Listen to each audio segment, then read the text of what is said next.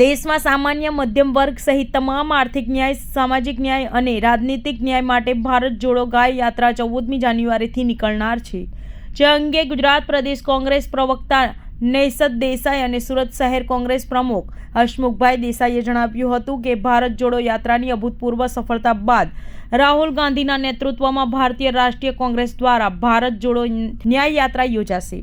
ભારત જોડો ન્યાય યાત્રા 14 જાન્યુઆરી 2024ના રોજ મણિપુરથી પ્રારંભ થશે। ભારત જોડો ન્યાય યાત્રા 6200 કિલોમીટર લાંબી યાત્રા 110 જિલ્લા 15 રાજ્યોમાંથી પસાર થશે।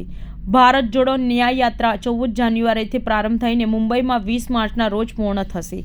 ભારત જોડો ન્યાય યાત્રા મણિપુરથી પ્રારંભ થઈ નાગાલેન્ડ, અસમ, મેઘાલય, પશ્ચિમ બંગાળ, બિહાર, ઝારખંડ, ઓડિશા, છત્તીસગઢ, ઉત્તર પ્રદેશ, મધ્યપ્રદેશ, રાજસ્થાન, ગુજરાત અને મહારાષ્ટ્રથી પસાર થશે।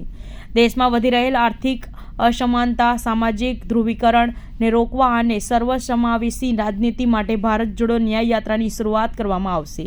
ભારતના લોકોને આર્થિક, સામાજિક અને રાજનૈતિક ન્યાય મળી રહે તે માટે ભારત જોડો ન્યાય યાત્રાનું આયોજન કરવામાં આવ્યું છે, જેની શરૂઆત 14મી જાન્યુઆરીથી મણિપુરથી થશે। ભારત જોડો ન્યાય યાત્રા 14 જાન્યુઆરીથી મણિપુરથી નાગાલેન્ડ, આસામ, મેઘાલય, પશ્ચિમ બંગાળ, બિહાર, ઝારખંડ, ઓડિશા, છત્તીસગઢ, ઉત્તર પ્રદેશ, મધ્યપ્રદેશ, રાજસ્થાન, ગુજરાત અને મહારાષ્ટ્રમાં 20મી માર્ચે મુંબઈ ખાતે સમાપન થશે।